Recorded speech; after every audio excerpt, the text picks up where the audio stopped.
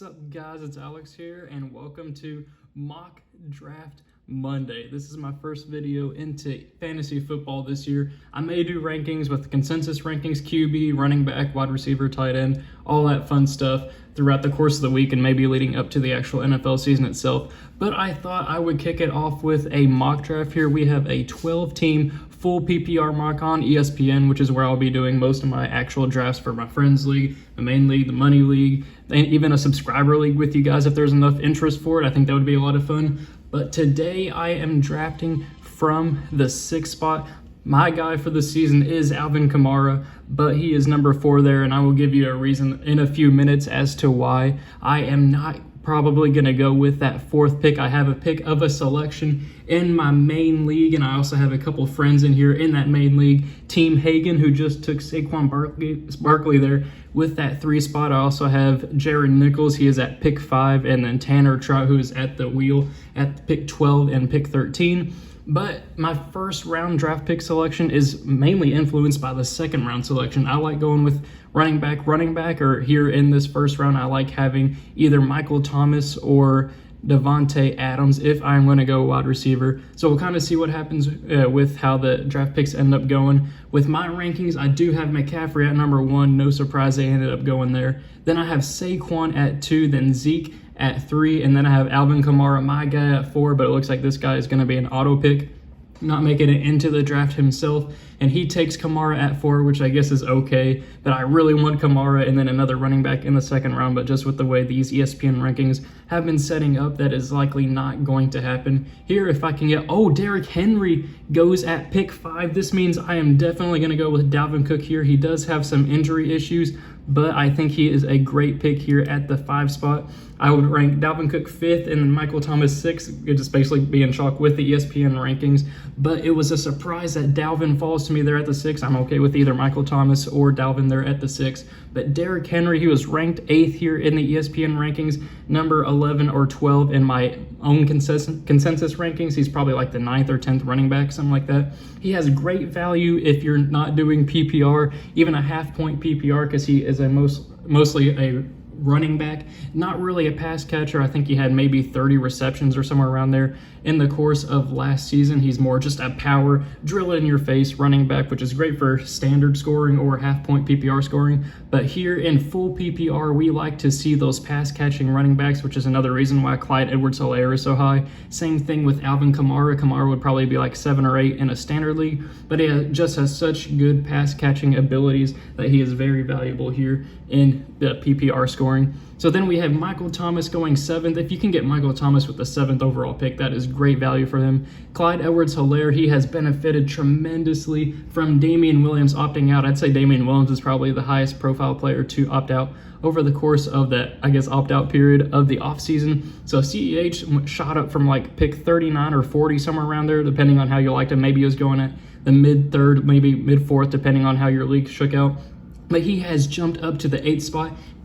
Andy Reid specifically picked him to be the lead back in this offense. Mahomes specifically wanted Clyde Edwards-Helaire. They took him with the last pick of the 1st round. He was a great selection for them. He should do fantastic this offseason. I think I have him 1 spot above Derrick Henry in my rankings. Just trying to decide. I mean, he's a rookie, but he is in a fantastic situation. He could have a Kareem Hunt-esque season from a couple years ago, maybe even an Alvin Kamara season, though he should even get more work than Kamara got when he was like the RB3 back in 2017.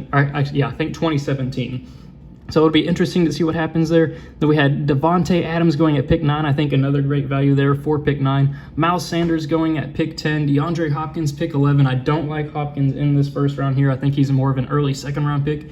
Then Team Trout, my friend Tanner Trout, with the wheel getting Kenyon Drake and Josh Jacobs. For some reason, ESPN has Josh Jacobs ranked at number 22 here in between Mike Evans and Golladay, which is just horrible there. I think he is a great pick at the beginning of the 2nd round. Even I'd be okay with taking him at the end of the 1st, to be honest. He's definitely going to be a top 10 back for me right there around the CEH and Henry range.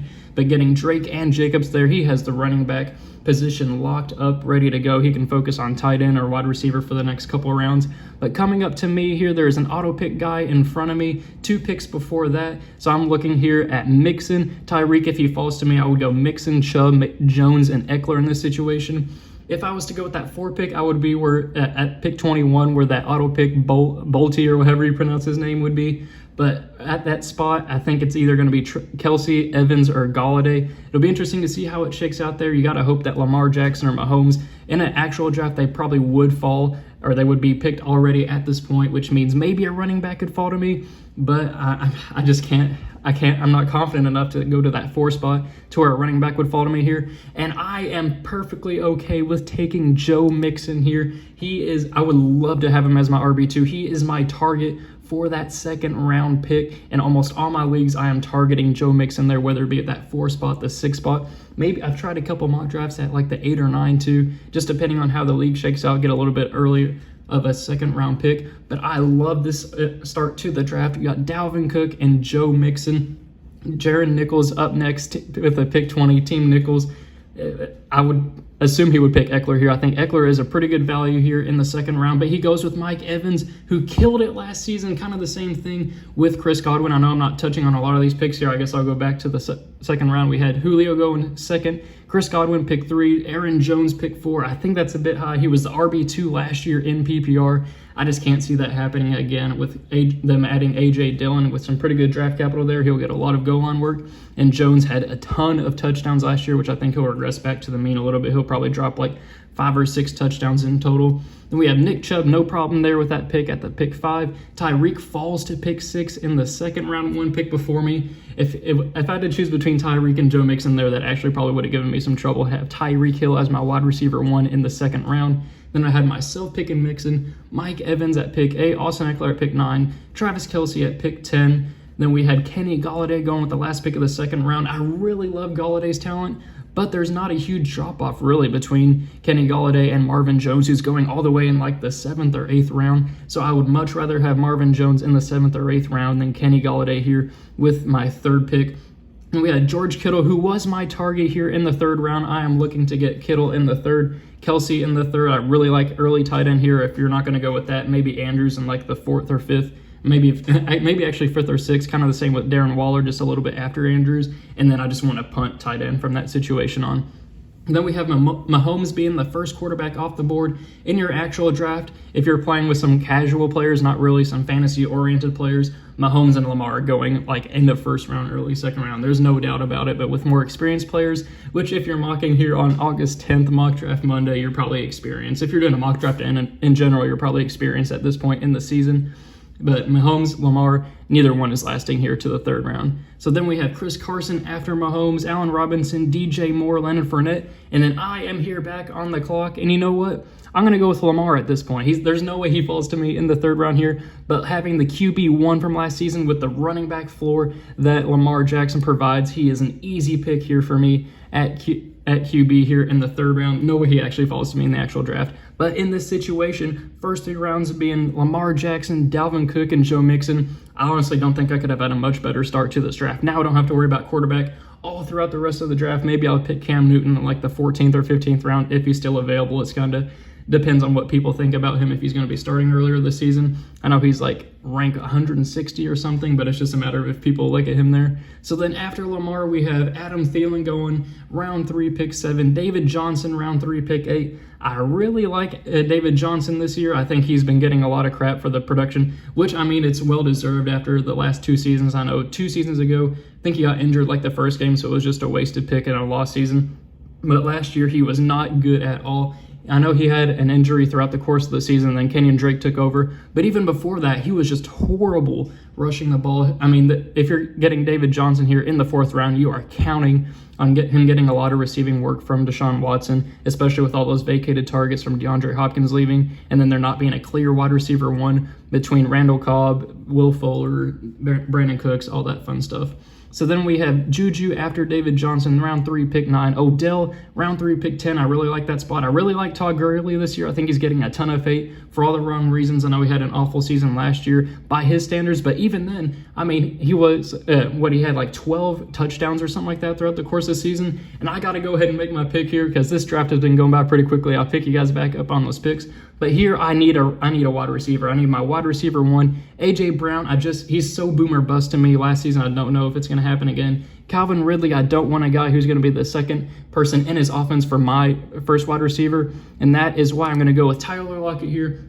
Great offense with the Seahawks. I know Russell Wilson and Lockett kind of fell off near the end of last season just because the Seahawks decided to run the ball a little bit more. But before then, Tyler Lockett was like a top 10 receiver week in, week out. I think he finished around like wide receiver 15 for the course of the season. I believe in Russ having another breakout year here this year in 2020. I think that Tyler Lockett will be a huge benefactor of that. It's basically just him and DK Metcalf in the receiving game. And even then, I'm just not a huge fan of DK Metcalf. I think I have him as like my wide receiver 33, and Tyler Lockett is like my wide receiver 15 or 16, basically where he was last year. I think he provides a really safe floor week in, week out. He's not going to have a huge boom game here and there, but can he get 20 to 25 points on any given week? Of course he can, and I would love to have that out of my first wide receiver on my wide receiver 1. Then I'll have another pick here with pick 54 coming up, but taking a look back at that draft board, we have Todd Gurley going with pick 11, Amari Cooper pick 12, then Robert Woods I really like there as the pick 1 in the 4th round. And going back to Team Trout's team,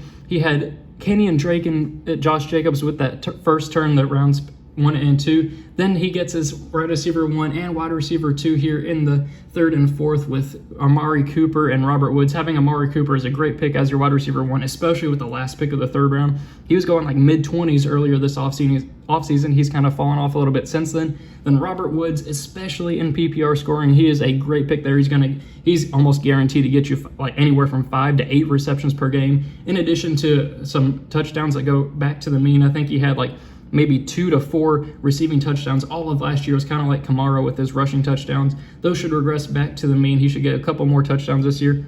And who else are they really going to throw the ball to? They should be a pass-first offense. They're not going to run the ball because it's an unproven running back by committee with Akers, Henderson, and even if you want to throw Malcolm Brown in there.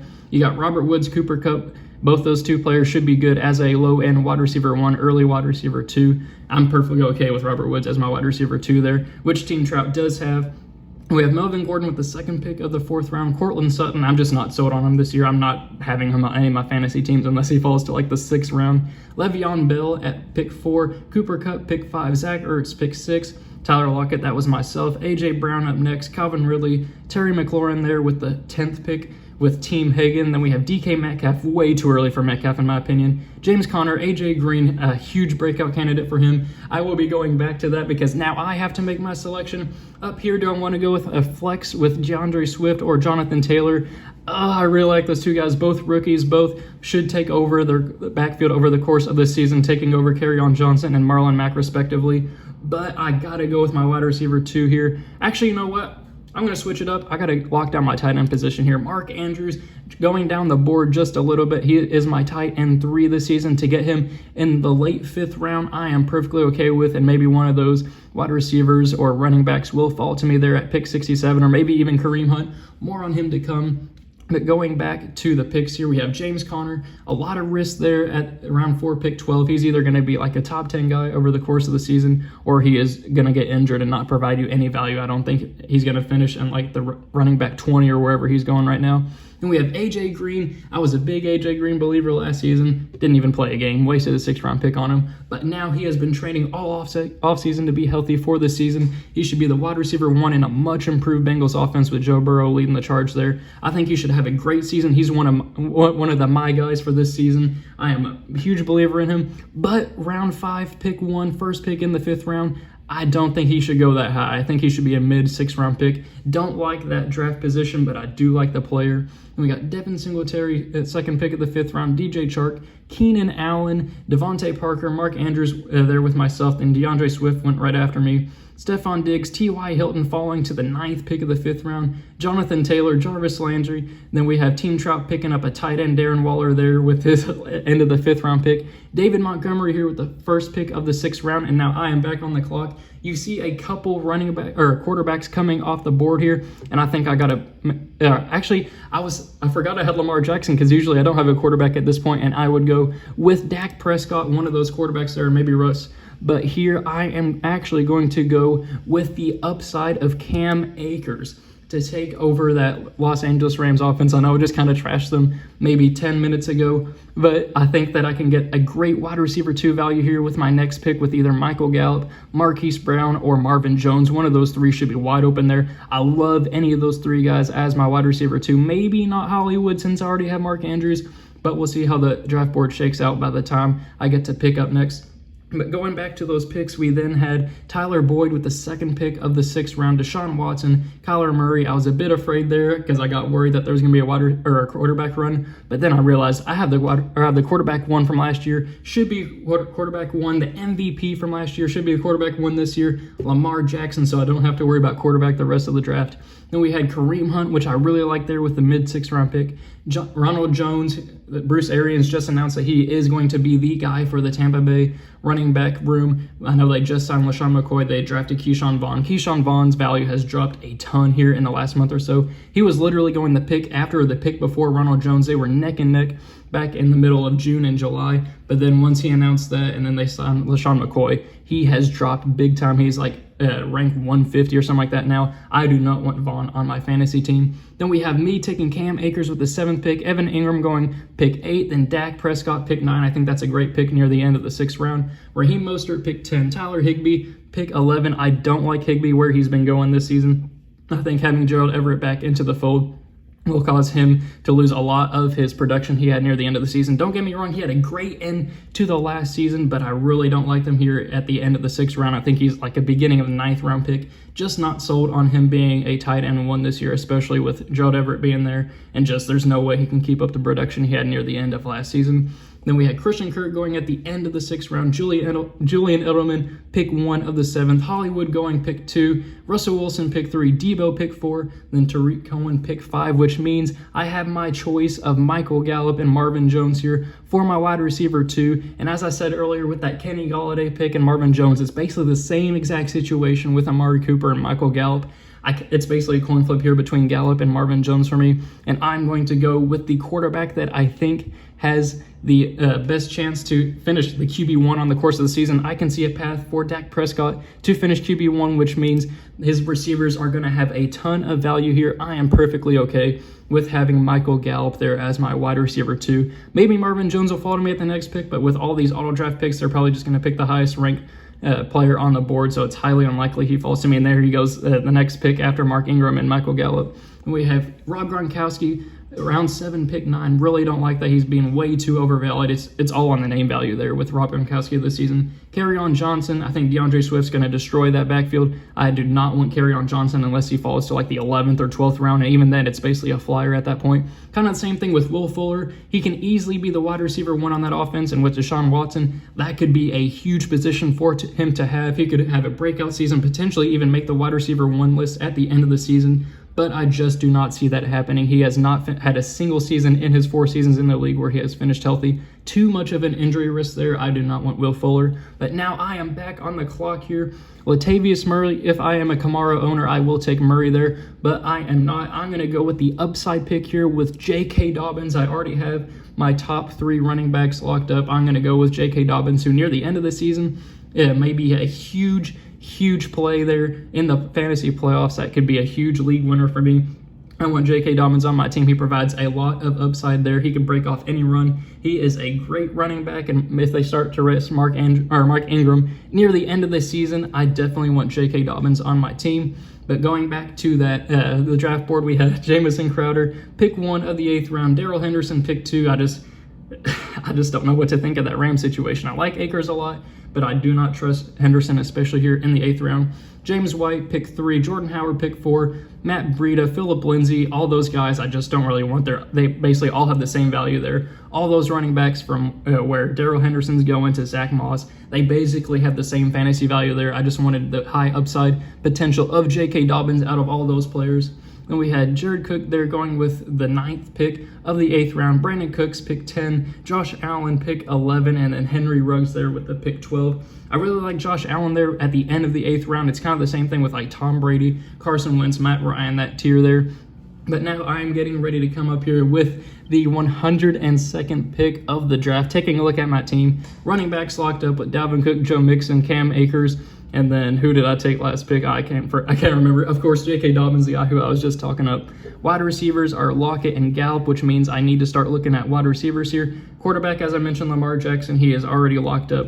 Don't need another quarterback, maybe just one that doesn't have a week 8 bye because I'm playing Lamar week in and week out. Doesn't matter the matchup. Then tight end is Mark Andrews. Same thing with Lamar. Maybe I'll draft a tight end near the end that doesn't have a week 8 bye, but he is a locked in and loaded guy each and every week. So now I need a wide receiver here, and I am going to go with Preston Williams, being the wide receiver 2 in his offense behind Devontae Parker, who has been, last year he was a huge breakout guy, a ton of production, but you don't know if you can trust him every single year. Before that, he was kind of a guy that had a ton of potential but never really broke out, and the Dolphins are going to be playing from behind almost every single week this year, which means that they will need to pass a ton, and I will take Preston Williams in that offense, whether it be Ryan Fitzpatrick or Tua Tagovailoa, or however you pronounce his name, being the quarterback in that offense. And I know Preston Williams may be injured to start the season, but I don't need him to start at the beginning of the season. I just need him to start week 6 or week 10 or maybe a flex play here and there. I am perfectly okay with him being that value pick for me because I already have my wide receiver 1 and wide receiver 2 locked up week in and week out.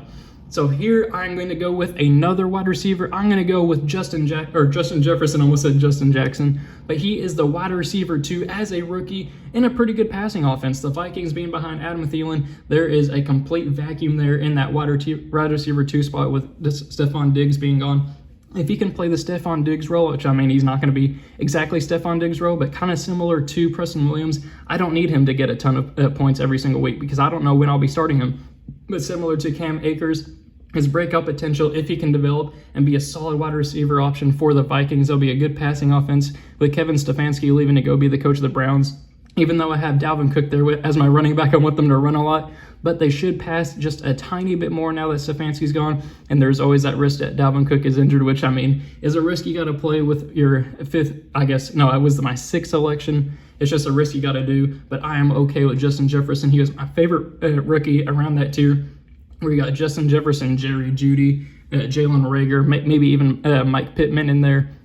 It's just going to be a great, that entire tier should be just kind of the same production. I think here in the ESPN projections, they're all averaging like 150 to 160 points.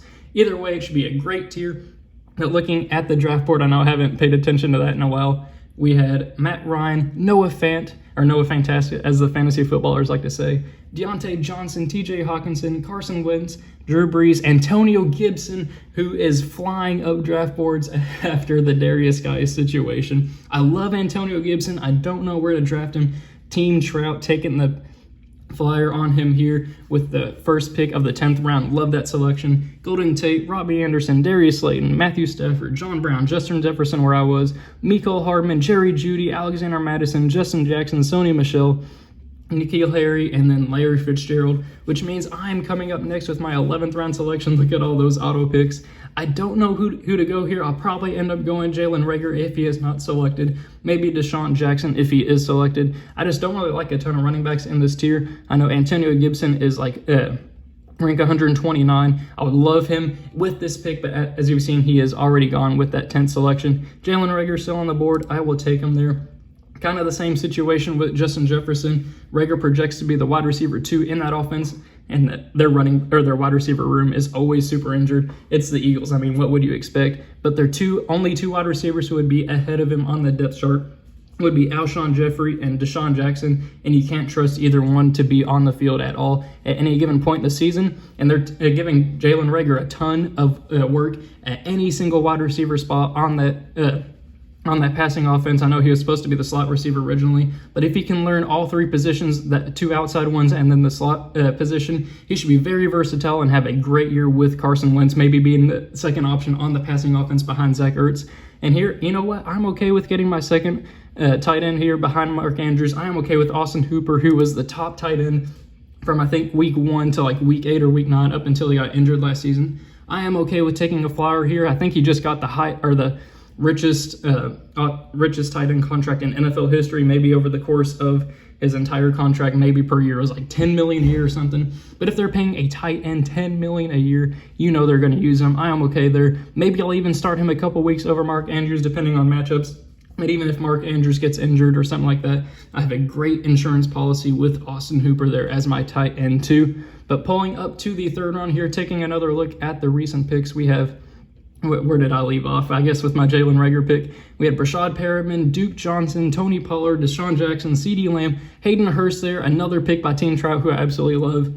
I think he would be a great pick at that selection, end of the 11th round. Mike Pittman there with a flyer in the early 12th round. Paris Campbell, another two Colts receivers going back-to-back. I can't decide which one is more valuable at this point in time.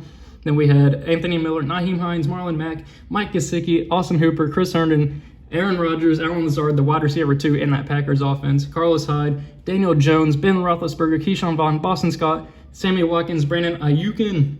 And then here, I'm going to go with a huge surprise. Shout out to you if you're still watching this at the 25-minute mark. But I'm going to go with Antonio Brown taking the flyer in the 13th round here. I am perfectly okay with him being my wide receiver 6 at this point. If he ends up signing with a team after his 8-game suspension, which happens whether he's on a team or not. He's just suspended for the first 8 weeks of the season, regardless of which team he ends up signing with. If he signs with a team before the draft date happens, his value will shoot up the board, maybe even up to the potential 70s or 80s, because once he starts to play, he is almost a guarantee for 15 to 20 points each and every week, and I am perfectly okay with taking a shot here at this point in time with taking him in the 13th round. If he were to sign with the Ravens or Seahawks, I probably wouldn't draft Tyler Lockett or Hollywood Brown where they're going right now if he was to sign with either one of those two.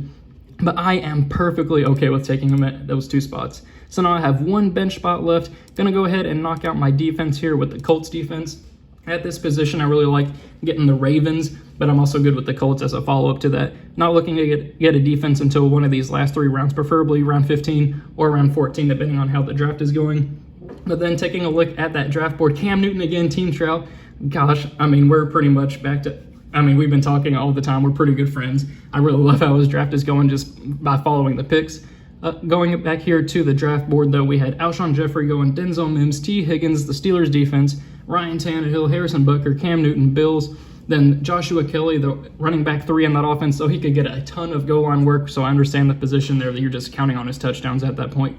Then we got the 49ers, Ravens, Jerick McKinnon, running back 3 in that 49ers offense, Colts, Patriots, Darrington Evans, Chase Edmonds, who's a great pick for if Kenyon Drake were to go down, Damon Harris, the Broncos, DeAndre Washington, another great pick if CEH were to go down for some reason. Bears, Justin Tucker, Saints, A.J. Dillon. I am going to go here with my last player pick of the draft, and I am going to go down just a little bit and take Raquel Armstead. He is a target for me with that last pick. If Leonard Fournette were to go down, Raquel Armstead is the workhorse back. After that point, I know Chris Thompson is there to get a ton of receiving work, but I am perfectly okay with taking the flyer on Armstead. He may be the first guy I drop over the course of the season if some guy breaks out week 1 and I need a roster spot. But I'm okay with him with taking him as my last bench spot. So up next, we finally have the last pick of our draft, and we are going to go kicker here. Going back up to the board, I really want Greg Zuerlein, but of course he's not taken. So I'm going to take a flyer. At this point, it doesn't really matter who you're going to go with.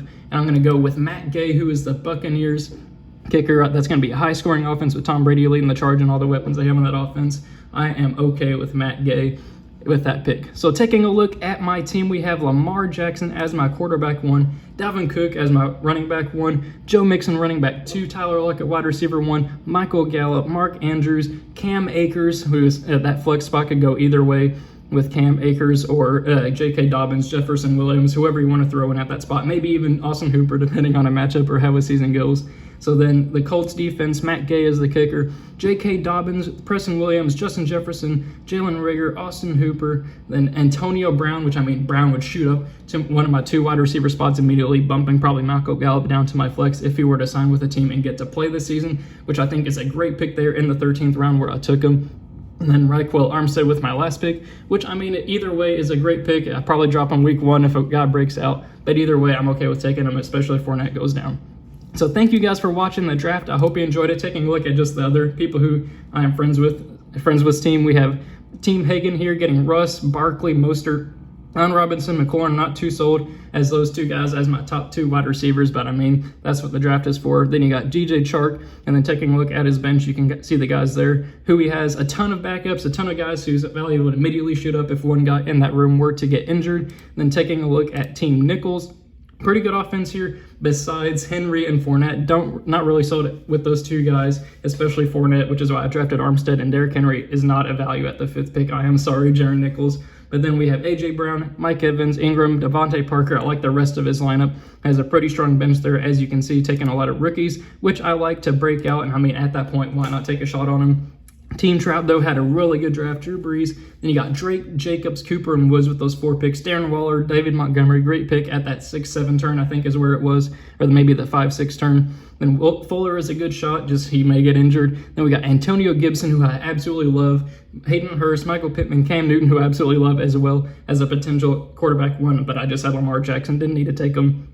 And Anthony McFarland, who would shoot up the board if James Conner were to get injured. And I mean, James Conner may end up getting injured, so you never know what happens with that. So taking a look at my team one last time, perfectly okay with this pick. I ended up loving it. Pick 6, who knows, maybe I'll go with that in my main league. We'll kind of see what happens with that. But thank you guys for watching. I hope you enjoyed it. I know it's a much longer video than I usually do here at 30 minutes.